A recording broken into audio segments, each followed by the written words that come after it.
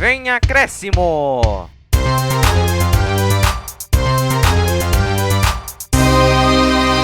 Fala pessoal, tudo bem?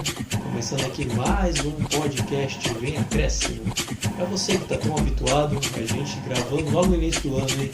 Dá aquela moral pra gente, você já sabe, né? Gravando logo no início do ano. Mas vamos começar aqui, já vou passar o resumo do programa. Vamos falar do São Paulo, que foi eliminado na Copa do Brasil, e fazer uma retrospectiva de 2020, assim como para todos os clubes. A gente vai falar do Santos também, da Libertadores, confronto complicado. Palmeiras chegando à sua quinta final da Copa do Brasil e chegando à semifinal contra o River Plate. E a gente fecha com o Corinthians fazendo aquela retrospectiva de como foi o ano. Mas não estou aqui sozinho, hoje estou com o Vini de novo. O Vitor pegou um gancho no STJD aí, vai ficar de fora 3 programas, foi punido aí, fez umas coisas fora do ar que não devia, né? Ô Vitor, se controla, mano. Mas estou aqui com o Vini Souza. Fala aí, Vini, como é que você tá? Salve artistas mudanças, tudo bom com vocês? Feliz 2021! Ano novo de muito sucesso, realizações de sonho. E vamos começar esse podcast com tudo. Retrospectiva de clube. O Vitor novamente no gancho. Ô Vitor, você também se controla, né? Tá mais descontrolado do que a minha caminhonete aqui. Mas enfim, vamos começar esse programa antes que o Luiz se engane com mais uma piada minha, né, Luiz? Não, o Vitor quis dar festinha aí, ó. Foi punido, foi cortado aí, ó. Tá vendo que dá. Mas vamos lá. Isolado. Mas vamos lá, vamos começar aqui falando do São Paulo. Vamos lá, vamos ver como é que foi a semana São Paulo.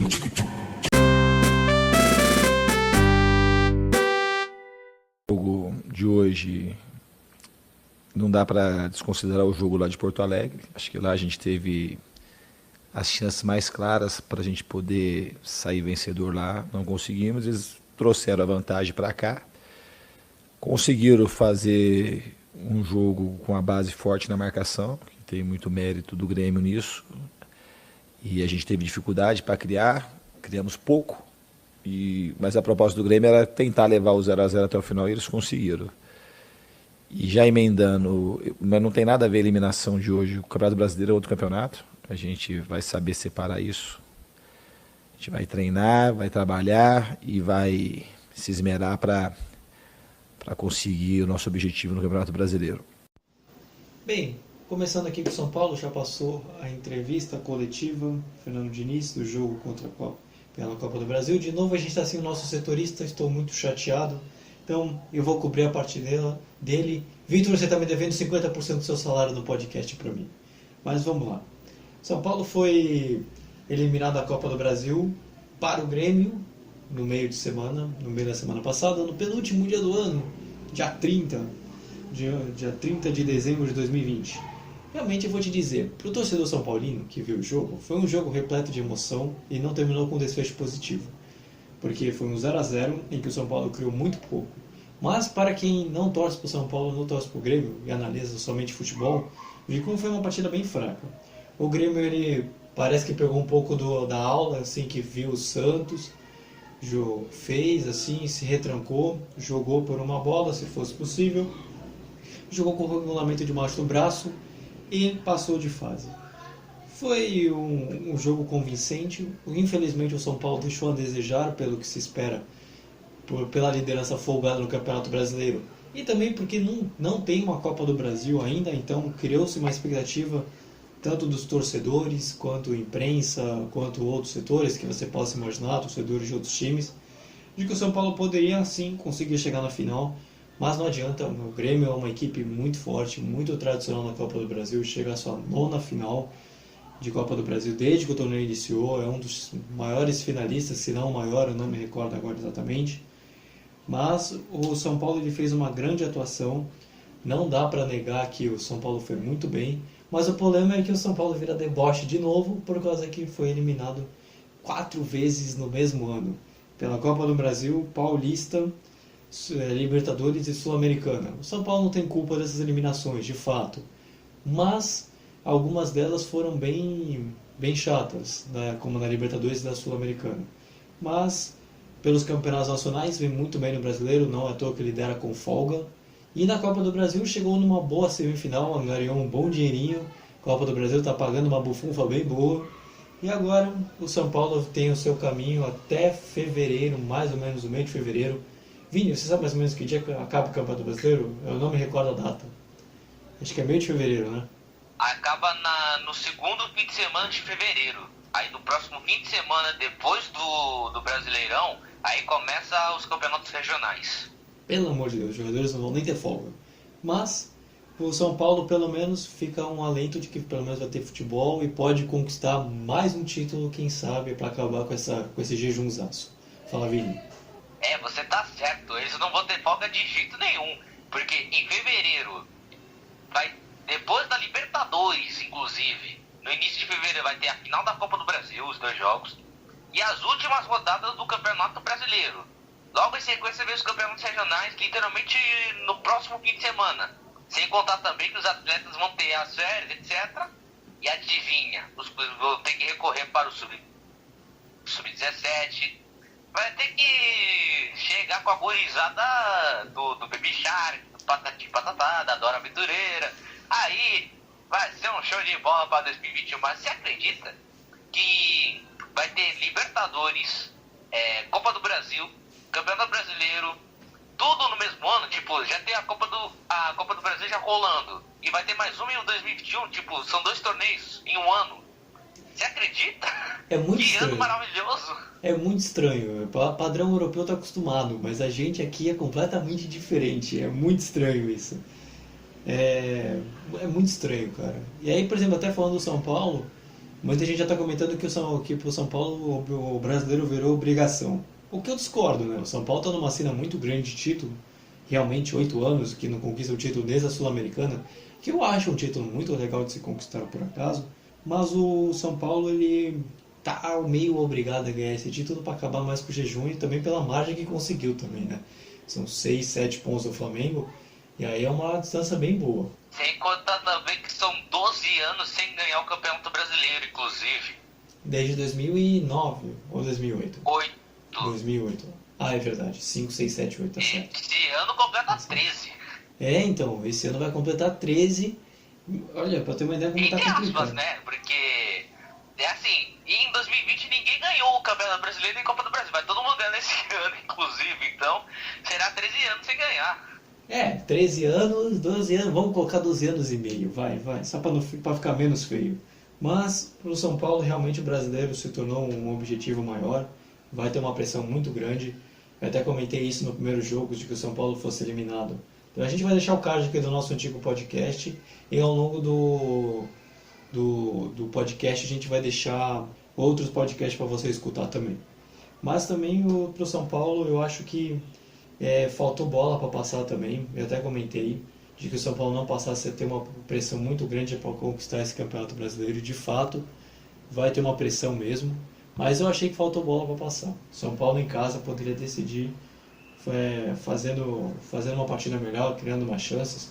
Foi pouquíssimas chances criadas para um time que queria se classificar, que queria passar, que queria chegar numa final e conquistar um inédito título. Isso é culpa do Diniz ou dos jogadores? Não sei, não quero pôr culpa em ninguém. Mas que dava para produzir bem mais e estava uma expectativa do São Paulo do brasileiro? Tava, realmente. Mas, antes de eu falar dos próximos jogos, vou fazer uma leve retrospectiva de como foi 2020 para o São Paulo.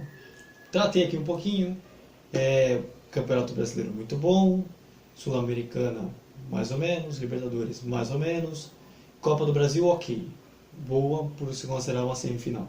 Eu considero um ano bom, porque o São Paulo conquistou a maioria dos clássicos, venceu na verdade, pode e tem a chance de conquistar um título esse ano. Foi eliminado em 4 competições, foi, mas também outros times também iam ser também da mesma forma. Então, para o São Paulo, comparando aos outros anos, que desde que virou chacota, virou meme, com aquela piada do Rio agora do São Paulo, que todo mundo debocha, eu acho que foi um ano bem positivo, foi um ano muito bom para o clube. Eu acho que tem tudo para 2021 ser melhor, se manter o Diniz e se ele continuar fazendo um bom trabalho. Mas o São Paulo não dá para reclamar do trabalho que fez e principalmente se conquistar o título brasileiro. Fala, Vini. Não, eu só queria falar um negócio rapidinho, porque assim, o que você falou tá certo. Não vou nem. Não vai nem reclamar do que você falou. Você falou tudo certinho. Mas eu também bolei uma retrospectiva pro São Paulo. Porque o São Paulo, vocês não podem até discordar de mim, mas o São Paulo tá disputando um esporte chamado natação. Porque em 2013, nada, 2014, nada, 2015, nada, e vai passando os anos e nada. São Paulo é o time que mais nada nesse campeonato. O São Paulo é um time de nadador, né? Nada. Nada. Ó, tá vendo? Você que tá ouvindo, você que tá nos ouvindo e ficou bravo, a piada do Vini, viu? Não me culpa, não. Sorry, gente, me sigam no Instagram e pode me xingar à vontade. Eu nem leio.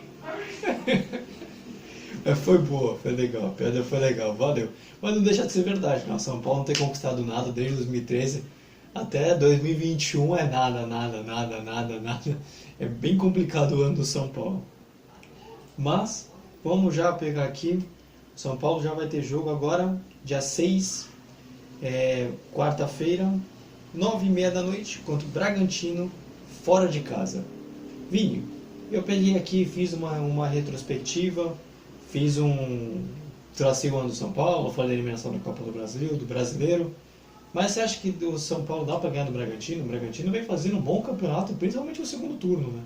O segundo turno do Bragantino é muito bom. Ah, tem como ganhar do Bragantino sim. É só tomar Red Bull.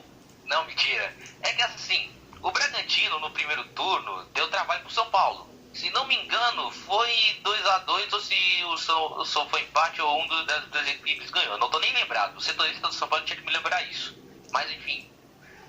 O Red Bull Bragantino tá fazendo um campeonato razoável, tá lutando para não cair, tá tentando sair da zona perigosa e vai pegar o líder.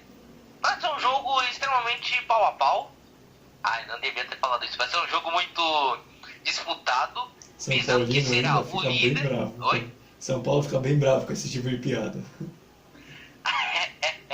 Retiro o que eu disse, mas enfim. Será um jogo disputado, visando que é o líder, disputando a liderança com 7 pontos de diferença para o vice, que é o Atlético.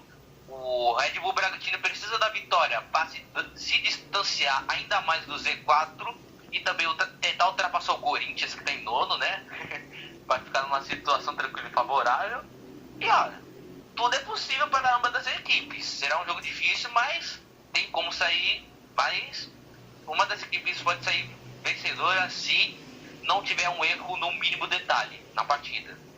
O primeiro turno foi 1-1 mesmo entre o Bragantino e São Paulo. São Paulo e Bragantino no momento que foi no Morumbi. E agora, para fechar, a gente já colocado nossos placares. O Vini colocou que seria 2-0 para o São Paulo, eu coloquei que seria 1-0 para o São Paulo. Nós dois erramos e o São Paulo ainda foi eliminado. A gente acreditava na classificação São Paulina. Não fica bravo com a gente, torcedor. A gente acreditava. Só que o São Paulo foi eliminado mesmo. Então a gente não tem culpa disso. Eu posso ter feito piadas do São Paulo, mas mesmo assim eu apostei na vitória de vocês, viu? Então, agora a gente vai passar para o Santos e ver como é que foi o ano 2020 e também como é que vai ser esse confronto pela Libertadores.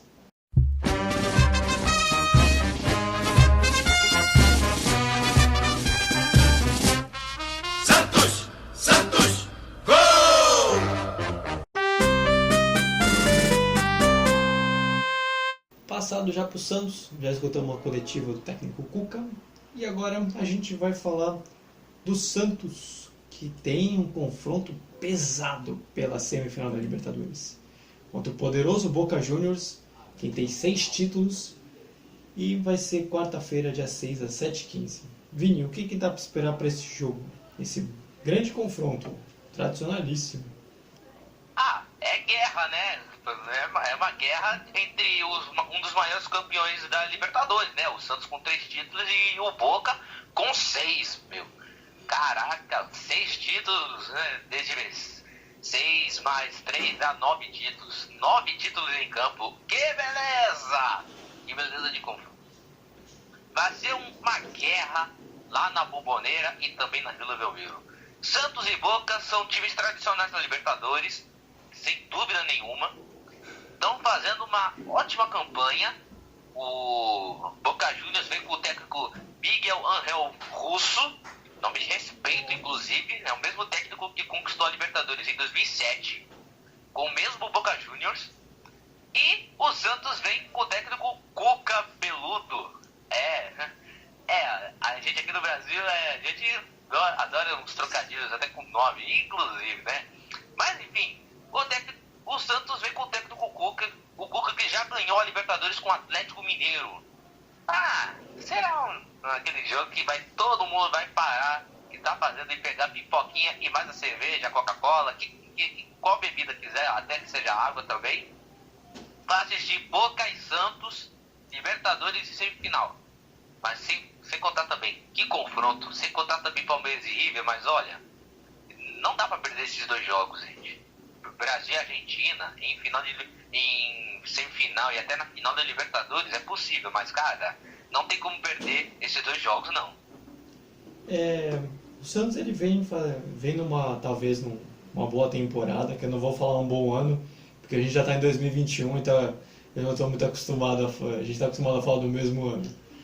Mas o Santos ele vem fazendo um ano ok, uma temporada ok, por causa da Libertadores. Então, basicamente, esse fim de temporada para o Santos se resume a Libertadores? É tipo isso?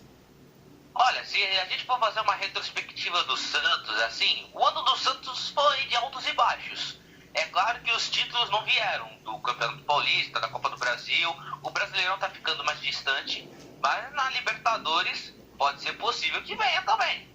Não em 2020, mas sim em 2021. Claro, né? Mas enfim, o Santos até que tá em ótima fase, só que o espírito de vencer, de ganhar títulos, como é que eu posso falar, não tá no roteiro dos mais otimistas torcedores do Santos, entendeu? Porque tem gente que fala assim, pro Santos ganhar título de novo é só pegar o Neymar ou ressuscitar o futebol do Pelé, que não sei o quê. Todo mundo vive falando isso, mas o que faz uma equipe vencer títulos e o que faz bem chegar longe nos campeonatos é exatamente isso, é a união do grupo e também a estratégia para aquele certo confronto, entendeu? Cada confronto é um diferente do outro, então não dá para ficar usando assim a mesma estratégia, alguma coisa assim. E também sem contar também que o Santos durante esse ano de 2020 tem convivido com casos de Covid, lesões, a base do Santos mais uma vez salvando a equipe, como já salvou em outras vezes. O ano do Santos agora só está se resumindo na Libertadores, porque é o título mais provável que ganhe e que está fazendo uma boa campanha, inclusive. Você já falou em retrospectiva, em ano, 2020, 2021. Então, dá para fazer uma retrospectiva rapidinho, que nem eu comentei no São Paulo? Pode ser breve também, assim, citando os pontos mais importantes. O que você pode ressaltar na retrospectiva do Santos de 2020? Bom, a retrospectiva do Santos, se a gente for pegar lá desde o início, começou assim. O São Paulo não quis renovar com o Santos, se acertou com o Atlético Mineiro, meses depois, e o Santos resolveu contratar um técnico chamado Jesualdo Ferreira. Porque, claro, todo mundo estava falando, o Santos só contratou um técnico português depois do sucesso do Jorge Jesus, né? Agora todo torcedor está pensando assim, se contratar um técnico português é por causa do sucesso do Jorge Jesus. É o que já aconteceu com o Vasco e também com o Palmeiras, e os outros contrataram o Ricardo Sapinto, que já foi demitido, e o Palmeiras pegou o Abel Ferreira, mas a gente já entra nesse detalhe daqui a pouco. Bom, visando com o Jesualdo Ferreira no banco, o Santos havia vendido alguns jogadores, haviam perdido aquela força ofensiva que tinha com o São Paulo. O Santos fez um campeonato paulista razoável, conseguiu se classificar, só que perdeu para a Ponte Preta nas quartas de final por 3-1 na Vila Belmiro. E é óbvio que para todos os santistas foi uma tremenda decepção, porque ser eliminado em casa e também para a Ponte Preta, que está disputando o Série B do Campeonato Brasileiro, aí chega a ser triste para o torcedor santista. Opa! Foi mal, foi mal. Saúde, hein? Obrigado. Coisas da gravação, não se preocupa. Mas continuando. Espirrando da história do Santos no Campeonato Paulista, vamos passar agora para a Copa do Brasil. O Santos na Copa do Brasil já caiu logo na fase mata-mata, que é a fase das oitavas de final, porque quem se classifica da Libertadores joga automaticamente as oitavas de final da Copa do Brasil. O Santos pegou o Ceará do Gordiola e foi um confronto até que disputado. Ambas as equipes fizeram um ótimo jogo, mas quem se deu bem foi o Ceará, que fez um gol com Vina no jogo de volta, que foi na Arena Castelão. E assim, o Santos deu adeus ao bicampeonato da Copa do Brasil. Isso nas oitavas. Agora, se a gente for falar de campeonato brasileiro, o Santos até que estava fazendo um campeonato razoável. Não chegou a ser líder e muito menos até conviveu com o rebaixamento nas 3 primeiras rodadas. Isso porque estava com o Cuca no início de trabalho. E o Jesualdo Ferreira foi demitido antes de começar o campeonato brasileiro.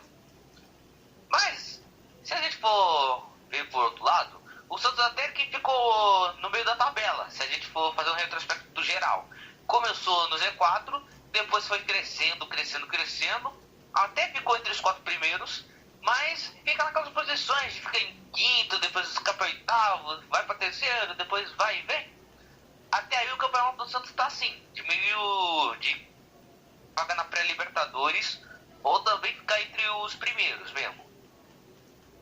Agora na Libertadores o retrospecto é assim. Começou vencendo o Defensa e Justiça fora de casa, por 2-1. Venceu o Delfim por 1-0. Agora outra equipe que, se não me engano, que estava com o Santos, eu só me lembro que o Santos havia terminado em primeiro do grupo, mas pegou o Olímpia. O outro foi que terminou junto, foi o Delfim, em segundo. Não se sabe até como o Delfim passou. E pegou a LDU nas oitavas. Eu tava me recordando agora. O Santos também tinha o Olímpia. Empatou o jogo na Vila, mas venceu fora de casa por 3-2. E foi uma vitória gigantesca do Santos, porque time paraguaio se defende muito bem, mas também é time encardido. É aquele time que assim, não pode nem encostar no ninho de mariposa que os caras te atacam, meu. Os caras sem nem dó nem piedade. Aí o Santos pegou depois do Defensa e Justiça, pegou a LDU, ou seja, a Liga Deportiva Universitária de Quito.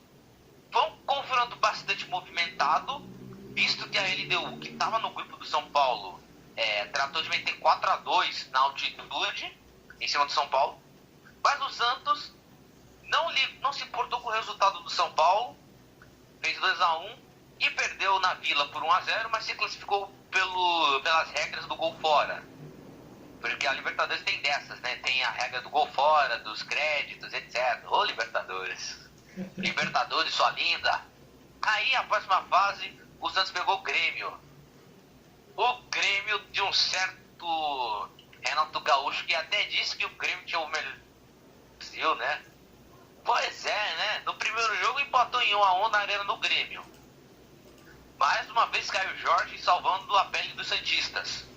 E se a gente for pegar o agregado do jogo do Santos contra o Grêmio, Caio Jorge fez 3 gols. 3 gols. Fez tanto na ida quanto... E na Vila foi 4-1. O agregado 5-1. 5-2. E agora... Um é casual. E agora o jogo do Santos será contra o Boca. Era pro jogo do Boca, já esse jogo do Boca e Santos era para já ter realizado nessa semana mesmo. Porque o jogo do Boca atrasou, inclusive, né? Porque o Maradona morreu no mesmo dia que o Boca ia jogar e tiveram que adiar o jogo para a semana seguinte. Tanto é que o Boca Juniors pegou o Inter, eliminou o Internacional nos pênaltis, depois pegou o Racing, do técnico Gustavo Becassese, que é o técnico que mais o técnico que estava sendo procurado pelo Palmeiras, por vários times aqui no Brasil. Boca Juniors eliminou o Racing também, e agora chega para pegar o Santos Boca também tava que nem na situação do River Plate, não tava disputando o campeonato nacional, só voltou a jogar quando tinha Libertadores. Aí vocês veem, os caras têm tanta história na Libertadores que os caras jogam muito na Libertadores, entendeu? Só pra nos azucrinar aqui no Brasil. Mas enfim, esse foi o retrospecto do Santos na voz de Vinícius Oliveira. Prossiga, Luiz. Muito boa a retrospectiva, excelente, trouxe todos os pontos possíveis e imagináveis, foi muito boa. Sem contar que o Santos usou a base, o Marinho tá bem alta, José Carlos Pérez sofreu impeachment também, o Orlando Rolo também assumiu a presidência do Santos nesse meio período. E eu pedi contar que o Santos já resolveu as dívidas do Kleber Reis e do Soteldo também, né? Sem contar esses detalhes. Sim. E também é o novo presidente também do Santos, que foi eleito e assumiu agora nesse início de ano. Assim como também do São Paulo também. Assim também do São Paulo também, que assumiu, entrou um novo presidente, Júlio Casares, e também vai assumir, e literalmente aquela hashtag que o São Paulino subia, né? Fora Leco, agora tá fora mesmo. E para fechar do Santos, a gente já falou da situação do Santos e Boca. Para fechar, tem um Santos e São Paulo, dia 10, jogo pegado, que é um clássico totalmente favorável para o São Paulo, dentro de casa, líder do campeonato, o Santos vindo de Libertadores, tem tudo para poder o São Paulo fazer uma grande atuação e até mesmo vencer. Não duvido que o São Paulo ganhe.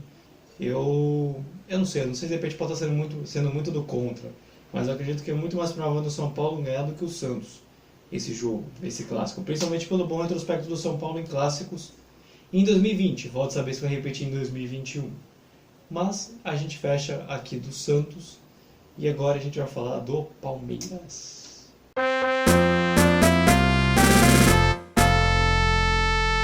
Isto é fruto de muito trabalho de muita gente, é fruto do trabalho dos jogadores, é fruto do trabalho de muitos departamentos, dos diretores, proporcionaram-nos também uma logística fantástica, o Cícero, o Barros, nada nos falta, eu já disse isso, não é a primeira vez. A mesma estrutura dentro do CT que nos dão todas as condições para estarmos preparados e os jogadores sentem isso, sentem essa responsabilidade de ter que ganhar. Logicamente, também dar essa alegria aos nossos adeptos, uma vez que agora não podemos contar com eles, que ainda é muito mais difícil. E já começando aqui falando do Palmeiras, a gente já escutou a entrevista da Abel Ferreira, nosso português, e falar que o Palmeiras conseguiu sua classificação, a sua quinta final para a Copa do Brasil. Ganhou de 2-0 no América com gols de Rony, não nessa ordem, de Luiz Adriano e Rony, nessa ordem, agora sim acertei a ordem, e conseguiu chegar à sua quinta final, em que todo mundo estava secando o Palmeiras por causa que o seu adversário era o América e a grande maioria dos torcedores queria que o América realmente tivesse chegado à final, mas não foi assim, o América foi muito mal, o Palmeiras dominou o segundo tempo, fez 2 e poderia ter feito mais, foi para mim uma partida completamente diferente do São Paulo. O do Palmeiras foi muito mais animado, com muito mais chances, com domínio palmeirense, principalmente na segunda etapa. E chega à sua quinta final e agora enfrenta o Grêmio. Não vai ser um confronto fácil, principalmente porque o Palmeiras vai ter um calendário bem apertado esse mês, com um jogo a cada 3 dias. Realmente não vai ser muito fácil, porque está na Libertadores, está no Campeonato Brasileiro, está na final da Copa do Brasil. E daqui para semifinal e final não tem jogo fácil e vai ter que arranjar algum jeito de poupar aí no Brasileiro, porque senão os jogadores vão chegar tudo arriado para as decisões. Mas o que importa para o torcedor e para o clube também é que o Palmeiras pode ganhar uma bolada em dinheiro tanto na Libertadores quanto na Copa do Brasil, mas pela Copa do Brasil, principalmente por causa que é a competição nacional que mais arrecada, que mais dá dinheiro. E o Palmeiras fez por merecer chegar à final. Chegou. Para mim o favorito. Para mim hoje é o favorito contra o Grêmio. O Grêmio é um bom time, mas o Abel Ferreira vai fazendo um grande trabalho. O time do Palmeiras é mais qualificado, tem mais elenco. Apesar de o Palmeiras estar em 3 competições e agora o Grêmio em 2, eu acho que o Palmeiras tem completa chance de chegar. E, para a surpresa até do Abel Ferreira, o Abel Ferreira não sabia que a final era em 2 jogos, até na entrevista dele, depois a gente vai ver se consegue arranjar, colocando o Abel Ferreira colocando em dúvida, porque ele não sabia que a final era em 2 jogos, ele pensava que era só em um, que é acostumado a padrão europeu, aqui é 2 jogos, e com isso ganha um pouco mais de emoção, mas o que importa para o torcedor é que o Palmeiras chegou muito bem nessa final e tem completa chance sim de ganhar esse título, e eu ainda coloco como grande favorito mesmo contra os 2 jogos. Para mim, se de repente for tudo certo, o Palmeiras não perde nenhum dos 2. E chegando agora à disputa da semifinal contra o River, é mais ou menos quase o mesmo retrospecto contra o Santos. Quem viu o jogo entre River Plate e Boca Juniors pela taça Diego Armando Maradona, que agora é o nome do campeonato argentino, foi um belo 3-3, foi um jogaço. Quem viu o jogo sabe que foi uma grande partida, muito emocionante. Vai ser um páreo duro para as duas equipes, tanto para o Santos quanto para o Palmeiras. E para o Palmeiras, que é um time mais qualificado que o Santos, também enfrenta um time que hoje está em melhor fase que o Boca Juniors, né? O River Plate, algumas pessoas consideram como a melhor equipe da América, com o Marcelo Gallardo fazendo um excelente trabalho, chegando em 5 semifinais em 6 anos de comando. O River Plate vem fazendo uma campanha fantástica nesses últimos anos pela semifinal. Maravilhoso, até o Vini fez um 5 aqui, um 5. 5! Porque vem fazendo uma campanha muito boa, é muito forte essa equipe do River Plate. Até o próprio De La Cruz está sendo cogitado em algumas equipes aqui no Brasil e na Europa. Tamanha é a habilidade do jogador e também da fase também que está a equipe, não é à toa que todo mundo quer o jogador. Mas o que importa é que o River Plate vai ter um adversário digno também. A gente está falando que o Palmeiras vai ter um confronto complicado. O River também nos preocupa. O jogo vai ser terça-feira, a gente vai passar aqui no nosso Instagram, viu? Você que está nos vendo, siga o nosso Instagram aqui embaixo, ó, que vai passar, tá? Vai passar o nosso Instagram e, aliás, também já não posso deixar de pedir também, né? Para você se inscrever no nosso canal, deixar o like, ativar o sininho, seguir nos mais diversos agregadores de podcast e também comentar se você achar algum tema interessante. O jogo vai ser terça-feira, dia 5, às 9h30. 5! E a gente vai passar tudo por aqui também, mas o que importa é que o River Plate também vai ter um adversário complicado e vai ser um grande jogo e eu estou muito animado para ver essa sequência, porque indiferente de quem chegar na final, a gente torce para que chegue o Palmeiras, a gente quer uma final paulista, óbvio. Mas, se de repente... 5 de novo! É... 5 de novo, meu! É óbvio que a gente quer 5. Mas o que a gente importa é que a gente quer uma final paulista. Por acaso Santos e Palmeiras definiram a última vez uma Copa do Brasil em 2015 e pode definir uma Libertadores. Nossa, ia ser muito louco. Um clássico em final de Libertadores é marcante. Mas vamos ver como é que vai ser.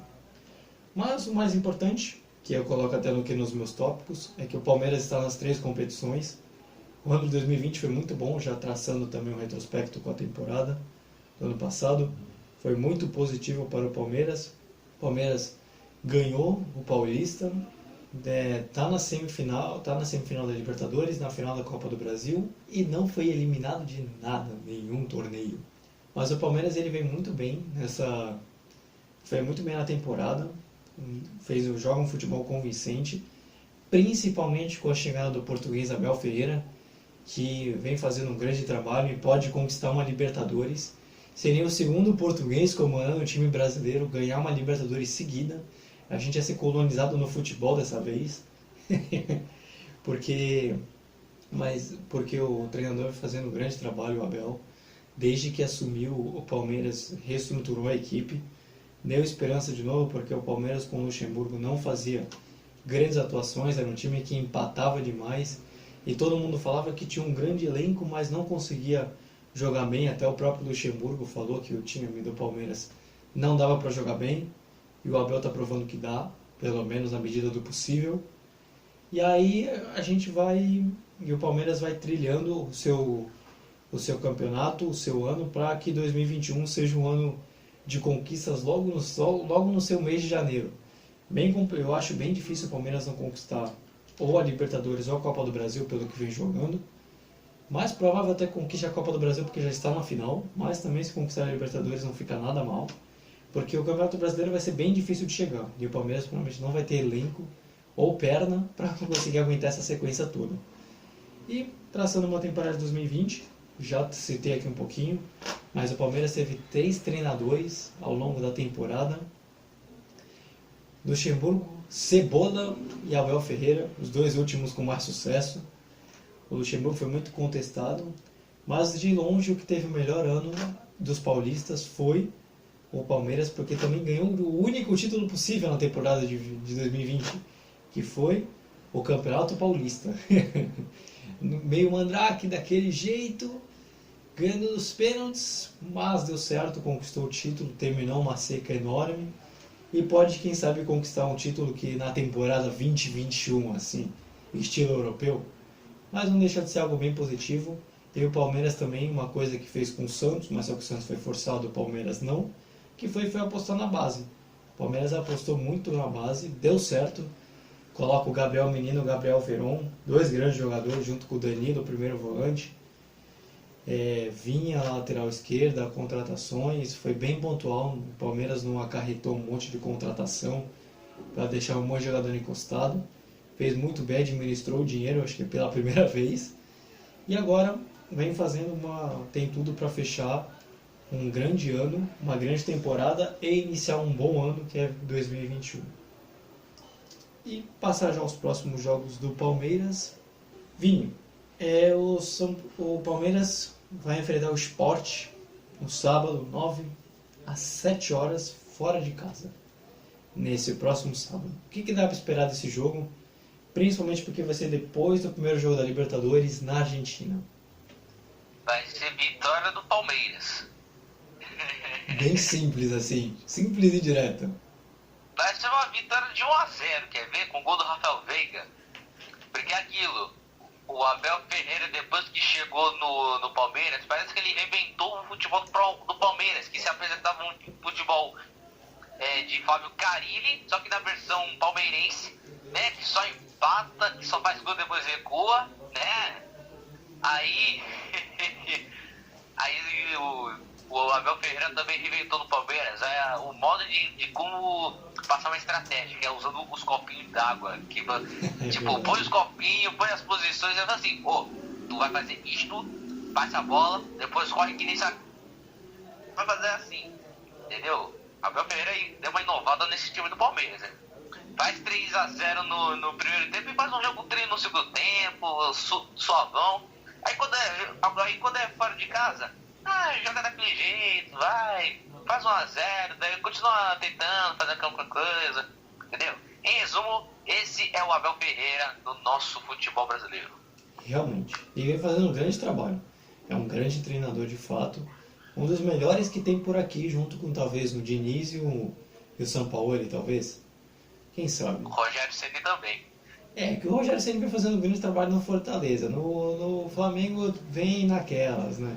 Tá se arrumando agora. Mancini também tá fazendo um bom trabalho. Não, é que o Corinthians está disputando por menos coisa, então o pessoal acaba esquecendo um pouquinho. É que ele também é um treinador que não tem muita visibilidade, sempre foi assim. Em todos os trabalhos que ele acabava fazendo. O próprio Atlético também estava muito bem no Atlético de Goiás. Mas aproveitando já o gancho, a gente daqui a pouco já vai passar pro Corinthians, tá? Mas imagine também, se o Wagner Mancini, se o Abel Ferreira, se o Cuca, se eles tivessem começado assim, desde o início, assim, se ele, ao invés de contratar o Jesualdo, o Vanderlei, o Thiago Nunes, imagine se fosse eles desde o início do trabalho, será que tudo seria diferente? A gente vai descobrir no Globo Repórter. A gente pode fazer um vídeo disso. Então, bora passar pro Corinthians.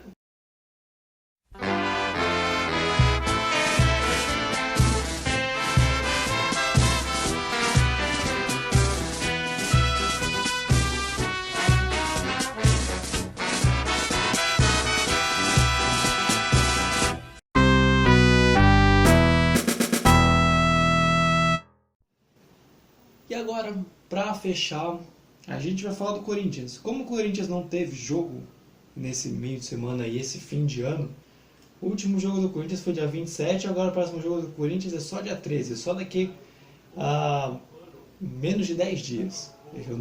A gente grava no domingo, então pro domingo é exatamente 10 dias.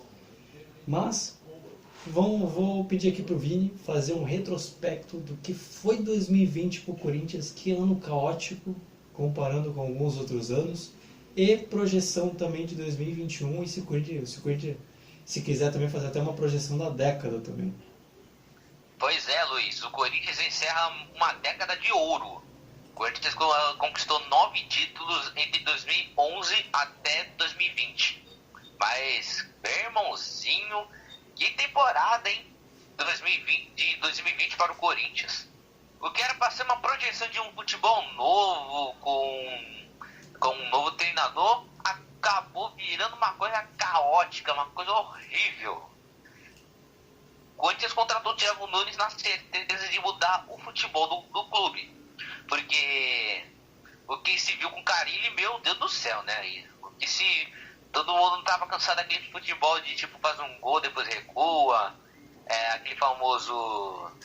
era um clube que não tinha malícia, aquele clube que não jogava por individualidade. Era uma equipe que assim, jogava por esquema, por um esquema.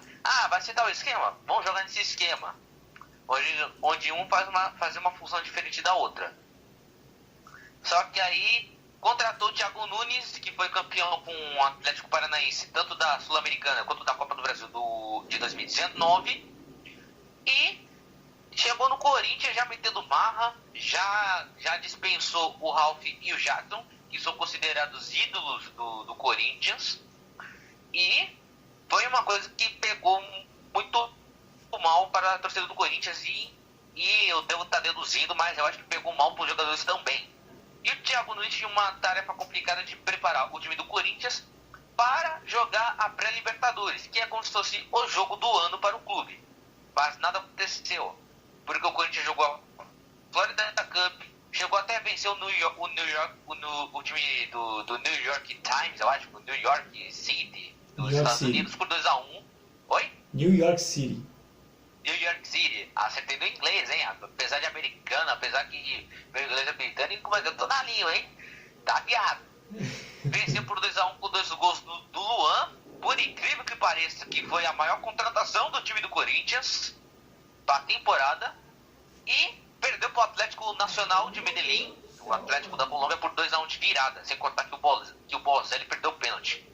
E quem havia feito o gol do Corinthians foi o Ramiro. Aí, quando começou o Campeonato Paulista, aquela famosa pré-preparação para enfrentar o Guarani na pré-Libertadores, o Corinthians até que começou bem, só que depois de ser eliminado pro Guarani, aí que o Corinthians não decolou mais. Começou a perder jogos, empatar, quando a gente ia ver que o Corinthians ia ser eliminado na primeira fase. O Corinthians tratou de vencer Palmeiras e Oeste e contar com os tropeços do Guarani para avançar na próxima fase. E aí o Corinthians iniciava uma campanha de ressuscitação, sabe? Uma campanha, assim, surpreendente de um clube que estava sendo considerado eliminado antes da pandemia, para depois, quando retornar aos jogos, ser vice do Campeonato Paulista, só perdendo para o Palmeiras na decisão. Havia enfrentado o Bragantino e o Mirassol nas fases anteriores. Aí começou o Campeonato Brasileiro perdendo para o Atlético Mineiro, até que aí é normal. Perdeu por 3-2 de virada.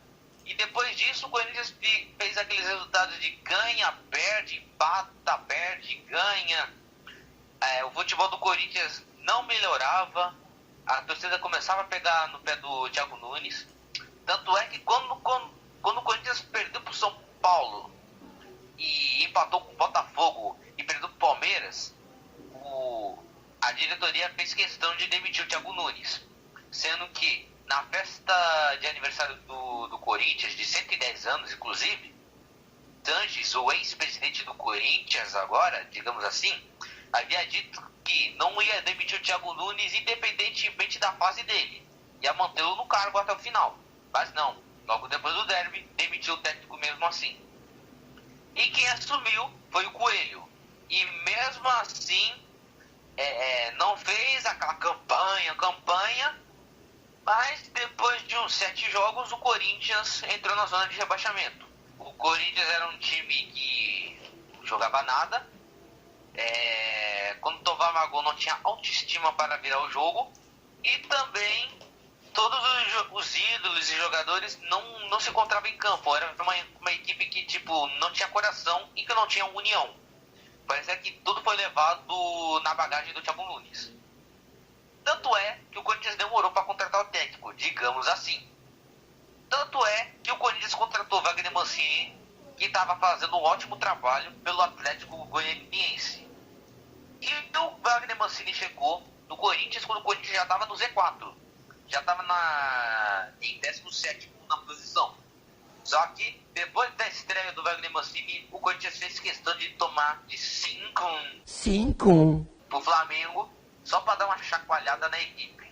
Depois disso, o Corinthians foi se encontrando, logo depois pegou o Vasco, venceu fora de casa por 2-1, e aí começava a era do mancinismo. O que todo mundo falava que assim, o Corinthians está agora com o Wagner Mancini, agora dá para respirar. Mas não, passo de cada vez. O Corinthians, depois de vencer o Vasco, ficou vencendo, empatando, perdendo. Tanto é que depois do confronto contra o Vasco, tinha o América pela Copa do Brasil. Tratou de perder em Itaquera, empatar fora de casa, e aí, adeus ao tetracampeonato da Copa do Brasil. E o Lisca doido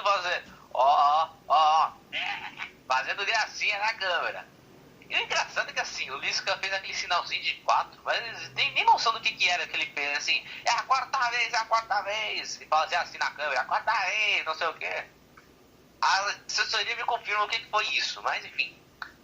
Bom, sem Libertadores, sem título no Paulistão, sem contar que era tri há uns anos atrás, e também sem Copa do Brasil, só se restou o Campeonato Brasileiro para fazer uma boa campanha. E aí que o Corinthians começou a arrancar no Campeonato Brasileiro. De um time que estava de um time que não demonstrou um ótimo futebol, mas que pouco convenceu, agora está melhorando nas mãos do Wagner Mancini. E encontrou sua equipe. O Corinthians também fez umas contratações de retornar alguns ídolos, como por exemplo o Fábio Santos. Contratou mais alguns jogadores para compor elenco. Wagner Mancini fez algumas apostas, como no caso do Matheus Davó, e surtiu efeito. Se a gente for uma análise assim do campeonato. Fala aí, Luiz. Não, você perguntou o porquê do Lisca fazer aquele 4. É que o Lisca, ele falou que foi a 4ª vez que ele eliminou o Corinthians. Porque nos últimos 4 confrontos ele ganhou 2 com o Ceará. E aí ele ganhou 1 e empatou com o América. Mas esse empate foi com o sabor de vitória por causa da eliminação do clube. Ele explicou isso na entrevista coletiva após a classificação do América contra o Corinthians. Por isso que ele fez aquele 4 na câmera. Foi por causa disso. Ele ganhou do Corinthians em 2018. Em 2019 ganhou em Itaquera. Aí agora ganhou assim nesse confronto do América e Corinthians. Aí esse empate foi o sabor de vitória. Aí isso, né? ele se explica que essa foi a 4ª, assim, por isso que ele 4. Ele falou que isso é uma valorização do trabalho, porque não é fácil eliminar uma equipe como o Corinthians. Aí foi por causa disso que ele disse. Foi por causa disso, dessa situação toda. Agora tá explicado. É 4 vezes, é 4, hein? O Lisca é doido mesmo, hein? Figurão, hein? Mas o resto da temporada do Corinthians foi resumida no seguinte: o Corinthians fez uma ótima campanha. Fábio Santos, quando voltou para a equipe, o Corinthians engrenou de vez. O Corinthians até que não está mostrando aquele ótimo futebol, mas os resultados impressionam até. Apesar de fazer o gol e jogar com esse negócio de marcação forte, de pressão e de muita entrega, sem contar também o que vale destacar, da partida contra o Grêmio em Itaquera, onde teve 2 jogadores expulsos, e sem contar que teve uma chance de fazer um gol, o Corinthians se reencontrou a partir dali. Sem contar que ganhou do São Paulo, até aí líder, ainda continua sendo líder, e agora que venceu o Botafogo na última partida com o gol do Caseres e do Vital, o Corinthians agora vai enfrentar o Fluminense, que tá por ali, hein? Não tá fazendo assim. O Fluminense com o Odair Helmond até tá fazendo uma boa campanha no Brasileiro, mas depois que saiu, não se reencontrou mais com a vitória. Tá naquelas posições de G6, mas a gente não vê que o Fluminense tá jogando bem, não tá mostrando um ótimo futebol. Mas, como será Corinthians e Fluminense em Itaquera, é bem provável que o Corinthians ganhe do Fluminense. Bem, então a gente fecha aqui essa retrospectiva do Corinthians. O próximo jogo, o Vinícius já falou, é contra o Fluminense no dia 13 de janeiro. E aí, quando chegar perto da data desse jogo, a gente faz uma análise mais completa. Mas, de resto, foi uma parte bem grande do Corinthians. Não dá para reclamar dessa retrospectiva do Vinícius. Foi muito bem. Mais uma muito boa. Aproveitando a chuva que está tendo aqui do lado, a gente vai fechando o nosso primeiro programa de 2021 com alegria por ter iniciado mais um ano com esse canal. O Vinícius está se matando de rir do outro lado, vocês vão ver depois, ele vai soltar o vídeo. A gente agradece muito por vocês terem escutado esse primeiro programa, mas eu não posso deixar de pedir para que vocês se inscrevam no nosso canal, deixa seu like, comente, ativa o sininho, nos siga nos mais diversos agregadores de podcast e siga a nossa página no Instagram que vai estar na descrição. Então, eu ia pedir pro Vitor se despedir, porque o Vini sempre traz frase, mas o Vitor pegou gancho. Tá de gancho, não se preocupa. Então, Vini, pode falar aí à vontade. Se despeça aí do pessoal. Bom, meus queridos e as queridas, o Vitor me deixou uma frasezinha para eu reproduzir como se fosse ele. O seguinte: antes da quarentena, eu já falava sozinho.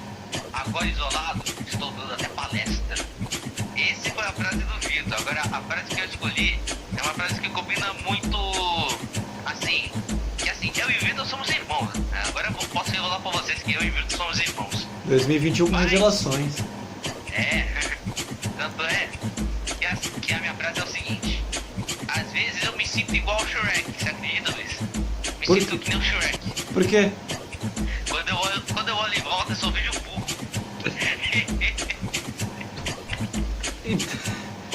Com uma frase dessa, espero que não tenha se sentido ofendido, porque sabe que o humor aqui, nosso humor aqui às vezes que nem eu vi uma vez, eu achei excepcional, um humor ácido. É um humor sem classe. Humor sem classe. A gente vai ficando por aqui. Vai ter vídeo sexta-feira, Vinícius já anunciou, mas a gente também vai ficando por aqui. Até terça-feira que vem. Vamos ver se de repente o Victor ele vai cortar o gancho, a gente vai conversar aqui no programa. A gente vai até colocar de repente no Instagram, de repente o Victor tirou o gancho dele. E aí ele vai ficar mais contente do que o cara da Mega da Virada que venceu. Não, o cara mais contente da Mega da Virada não existe, vai por mim. A gente vai ficando por aqui. Valeu, pessoal, até terça-feira que vem. Valeu, pessoal, fui! Tchau, Brasil! Tchau. E vem acréscimo de 2021! Vem acréscimo 2021, malandro! Ano novo pra nós aí.